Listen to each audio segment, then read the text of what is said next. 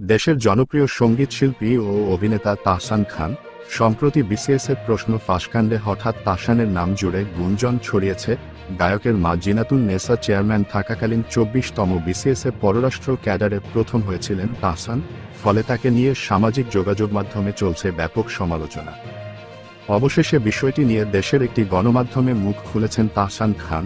অভিনেতা জানিয়েছেন, পুরো বিষয়টিই গুজব, তিনি কখনোই বিসিএসে বসেননি, সুতরাং ২৪তম বিসিএসে পররাষ্ট্র ক্যাডারে প্রথম হওয়ার কোনো প্রশ্নই আসে না। দীর্ঘদিন ধরেই বিসিএস ও বিভিন্ন সরকারি নিয়োগ পরীক্ষায় প্রশ্ন ফাঁস করে আসছে একটি চক্র। সম্প্রতি এমন খবর প্রকাশের পর রীতিমতো ঝড় উঠেছে নেটদুনিয়ায়। এরই মধ্যে এই ঘটনায় গ্রেপ্তার হয়েছেন পিএসসির কর্মকর্তা কর্মচারী সহ ১৭ জন, যার মধ্যে একজন সরকারি কর্ম কমিশনের চেয়ারম্যানের সাবেক গাড়িচালক অভিযুক্ত সৈয়দ আবেদ আলী। আরও অভিযোগ উঠেছে, তাহসানের মা ডক্টর জিনাতুন নেসা তাহমিদা বেগম পিএসসির চেয়ারম্যান থাকাকালীন তার গাড়ি চালক ছিলেন আবেদ আলী।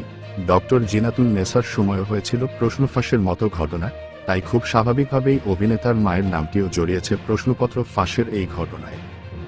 এ প্রসঙ্গে তাহসান বলেন, এখানে একটা ভুল হচ্ছে, এই ড্রাইভার অফিসের অন্যান্য ড্রাইভারদের মতোই একজন, তিনি আমার মায়ের ড্রাইভার নন।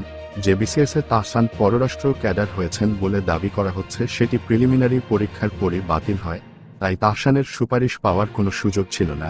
তাছাড়া ২৪তম বিসিএসে ভাইবা একবারই হয়েছিল, ফলে পুনরায় ভাইবায় অংশগ্রহণের দাবিটিও অমূলক।